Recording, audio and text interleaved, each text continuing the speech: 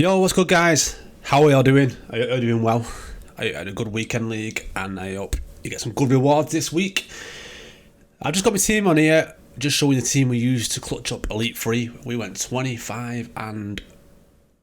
No, we didn't. I'm lying to you. We went 23 and 5 this weekend, so we clutched Elite 3. I played till 5 AM Sunday morning. We got it done, and Mbappe was absolutely unbelievable. His footwork to Mbappe was fantastic. And basically, one thing that has come up recently in my streams since I started streaming again, and with chats with some of the people I chat in Discord with, is they want me to go through fundamentals and things that they can do to improve the game. And so what I'm going to strip it back and right back to the beginning, to like the little things that people don't think about, and work their way up to, like, you know, the elite level stuff. So I'm obviously still do formation videos and things like that, but I'm going to try and show you ways to get better at the game and things you can do to help you improve and assist you at hopefully getting some better results. So one of the main ones that came up that we've discovered that people weren't realising is people hadn't changed the control settings. So one of my mods, Nails, Reese is called, he plays to Gold 1 pretty much every week. And I chatted to him about it, and he said, "Oh, I've never changed him. He didn't even realise." So I was like, you know what? I'll bring this up on stream, and quite a few people on stream hadn't done it, and a few other people in Discord. So I was like, right, I'm going to do a video on it. I'm going to go through my controller settings, and also my camera settings as well while we're here, and tell you what each thing I've got selected and where relevant, why. Right, here we go. We're in the controller settings. I went from the menu just so you can see how you get to it, so everyone knows, because it's hidden away outside development team. So let's go through it. So FIFA trainer, we hide that. We don't want that getting in the way when we're playing. It's something that you use very, very early on to assist you. I don't really know anybody that uses that anymore. It's more of a hindrance than anything. Time finishing. Okay, I have this on just because now and then instinctively I just do it from FIFA 19 habit, and when it works, it still helps a little bit. You know, it'll give you that extra power, a bit more accuracy, but you really don't need it on. Like you honestly don't need this on. I may actually be better for me not to have it on for sometimes when you hit the red time by accident, when you're just spamming circle or B to shoot. So this one's up to you. This is to preference whether you want it on or not. I just like now and then when I do pull it off, when I see it flying. So personally I have it on, but like I said, this one, neither either or there. I would recommend you having it off if you don't do it ever. You know, if you've never used green time finishing, you very rarely do it on FIFA 19, and you know, you don't even do it instantly, just turn it off, because it's better for you not to do it by accident and, you know, scuff a shot. Okay, second defender switch icon. So what this means is when you're running on the game and you're defending, you know, and you want to change player, it'll have another icon above another defender. It's usually a yellow icon in my situation usually, and that's basically when you use LB or I think it's L1 on the Xbox to change player. That's the player that it's going to select next. So I have this on, and with switching, I use a bit of both. I use LB switching, L1 switching, you know, whether which console you're on. I use it quite a lot, and I balance it with right thumb stick switching to try and have the most effective play switching method in some respects. And this, having this on, helps you make that decision. Am I going to left button or L1 switch, or I'm going to use my right thumbstick and try and select it manually? And if the icon is over the second defender that you want to switch to, use it. Use the L1, LB button, and use that, because it's faster. It's a lot faster, and it really does help for me personally, seeing where that is going to go and where that second defender switch is going to take me to. And then if it isn't, I'll use right thumbstick, and I'll try and press the right thumbstick to select the player I want to select. But like I said, personally, I would have this on. I know a few people who I spoke to didn't have it on. They weren't aware it wasn't switched on. I'm pretty sure the default is on, but yeah, I would switch it on personally, because the icon's a different colour, and it does help you, you know, more intelligently select who you want to control with and balance the right thumbstick switching as well. Pass block assistance on. Default, I've always left this on. AI defending this year, as you're all aware, is crazy OP. The more FIFA's gone on, the later we've got into the game, the stronger it's got, and to the point now where literally, if you put team press on, sit back, you guarantee that a lot of the time, unless you're playing high-level players, or even high-level players struggle against it, you will get a bit of assistance in there, and your AI control players will, and your control player will intercept the pass automatically without you doing anything, which is great, you know, for like assisting you, especially if you struggle a little manually. So you definitely want that switched on. You really want it switched on.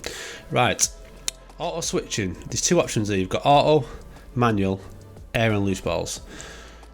So manual, they never switch for you on your own. You do it all yourself. Auto, they will switch to the best player for your control, but you can override it. And air balls and loose balls, it will only switch for you if it's a lob, cross, or a loose ball. Otherwise, you're on your own. So for me, I prefer that. I like to, when the ball's on the floor, I like to manually switch my player. When it's in the air, because it moves so fast and it's quite difficult to switch when the ball's in the air anyway, I like it to, you know, auto switch for me and assist me there. So I use air balls and loose balls. Auto switching move assistance. So auto switch move assistance will keep the player, you auto switch moving in his current direction for a short period of time. This gives you time to orient your intended direction for the new player. So you've got low, high, and none. Okay, so what this do for you, as I just said then, when you switch to a player, if they're moving in a certain direction, it will assist you a little bit of a lot, depending which one you're using, low or high, or you can turn it off.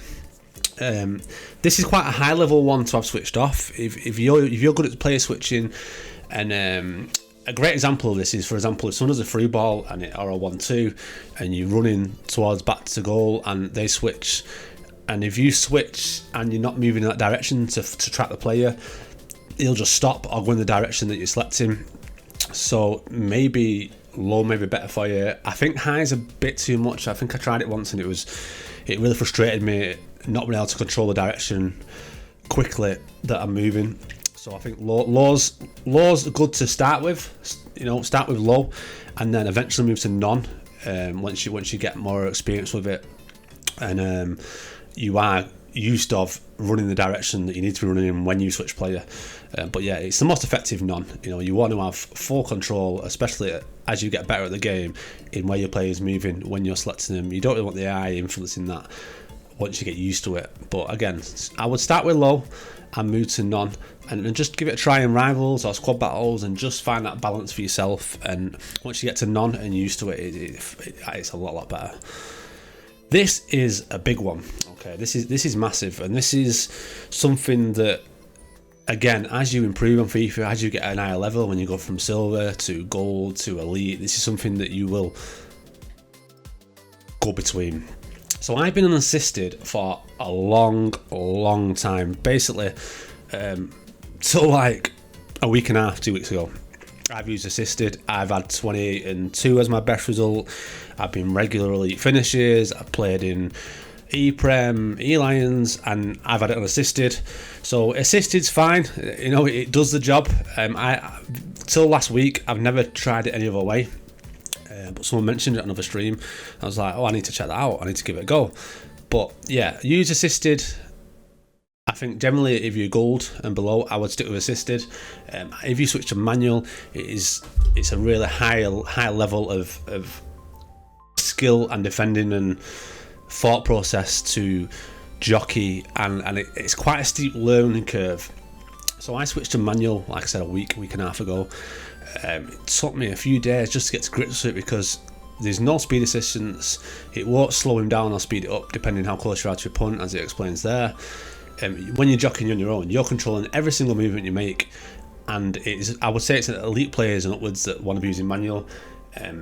When you've got manual on, like I said, it gives you that much deeper control over how you defend, how you move, and you really need to have that understanding of reading your opponent's play, kind of judging where they're going to go, understanding how to cut passing lanes, you've mastered player switching. You know, it's a really advanced setting to have. So, you know, if you're feeling brave, or if you're gold 1 or elite 3, and you really want to, try and move up to the next level, and you want to have full control of your defending, I would switch to manual. Give that a go. Give it in Rivals for a week or so.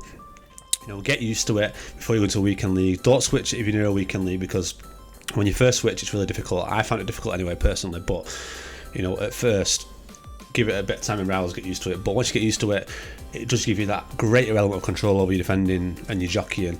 And like I said, it's really, really good in manual.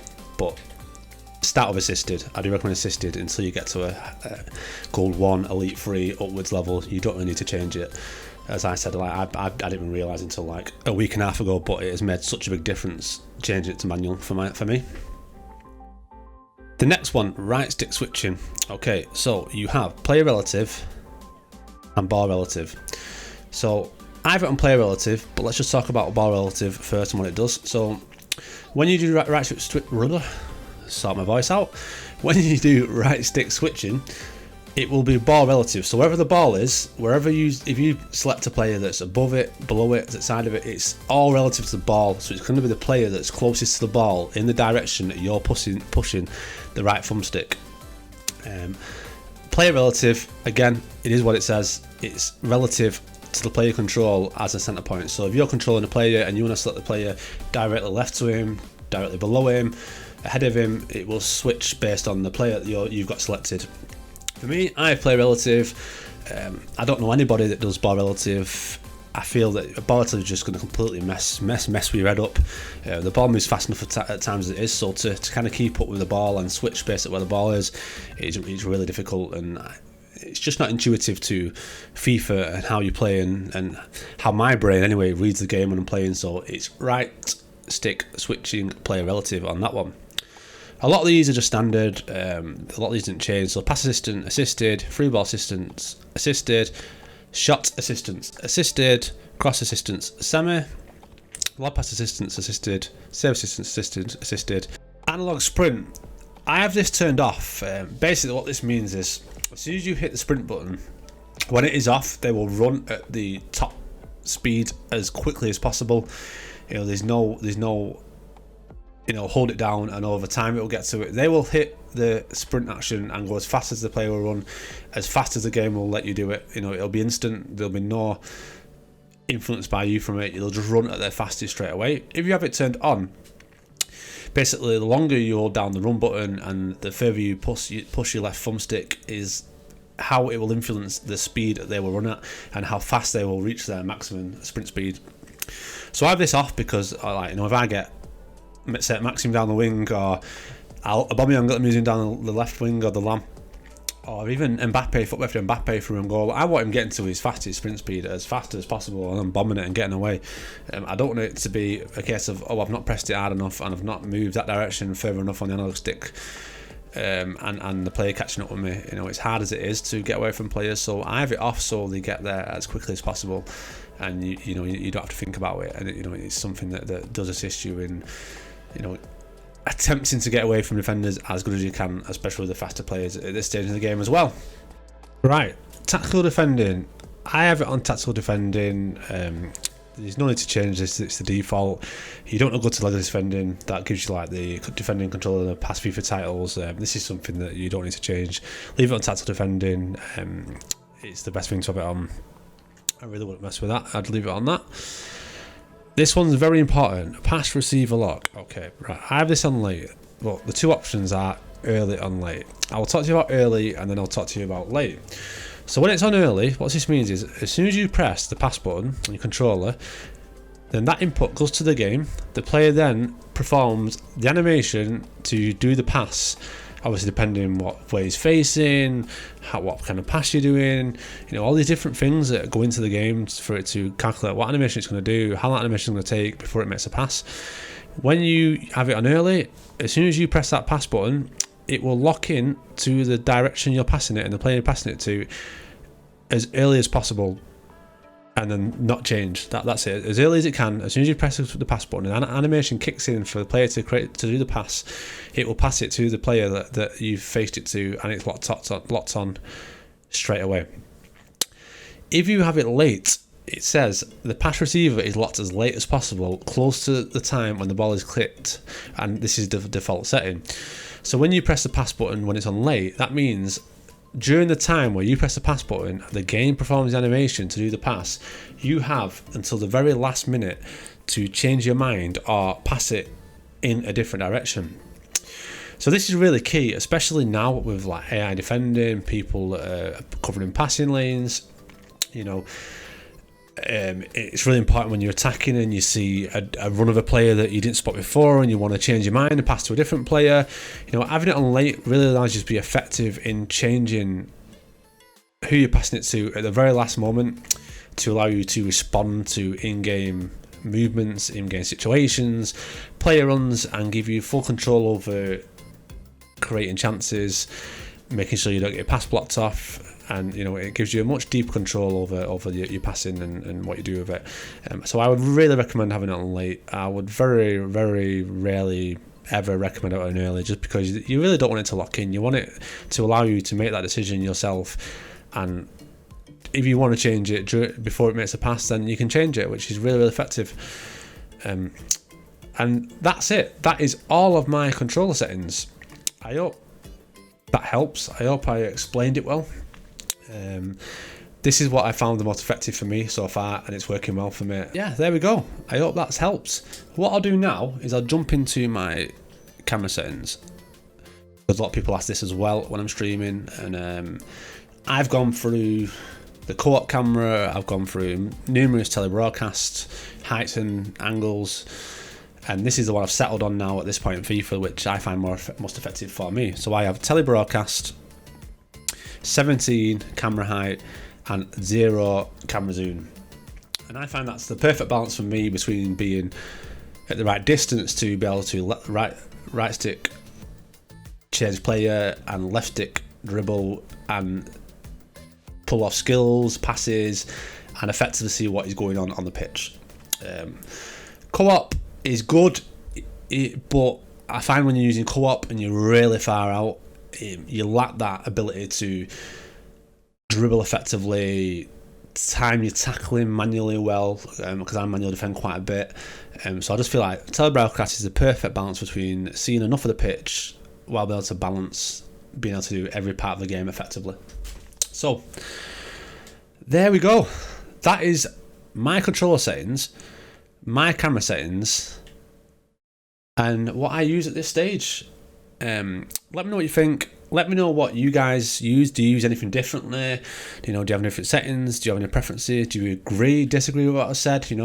I'm still learning. If you guys mention something, say try this here, I find this works better for this reason, let me know. I'll give it a go, and we'll talk about it in a future video if I change anything. But give it a go early before Weekend League. If you're making these changes, play it over the next few days and then hit Weekend League. Don't just make the change and hit Weekend League, because the last thing I want you to do is come to me, I've changed this here and I've had a bad weekend. So make sure you give it a go, practice with it when you make the changes, and make sure you're at home with the changes and you've honed in the what they do and the effects of having your gameplay before you go into obviously Weekend League. If you like the video, don't forget to like, comment, subscribe. Come and check us out on twitch.tv/CR16 and get involved with the streams. And have a great rest of your day, and I'll see you all over the weekend. Take care, everyone.